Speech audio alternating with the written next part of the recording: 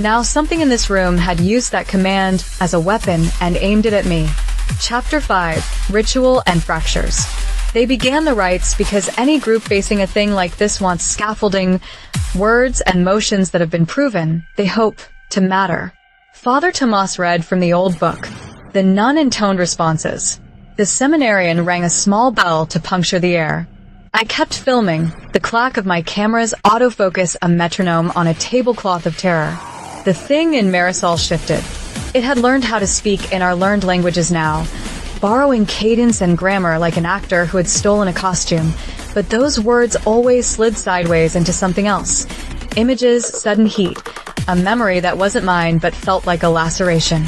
At one point, the entity made the nun see, or perhaps made her remember, a field of lilies rotting under snow.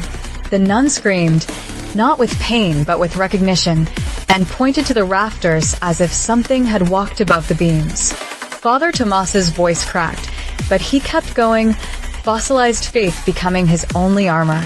The air in the little room began to thicken with a sense of being observed. The camera's viewfinder captured things the eye refused to hold. A shadow pooling at the base of the mattress, a smear on the wall that might be charcoal or might be a bruise on the world's skin. Without warning, the bell above the basilica began to toll, though none of us had heard any hand strike it. One chime, long and ancient sounding, as if it had been waiting decades to be unlatched.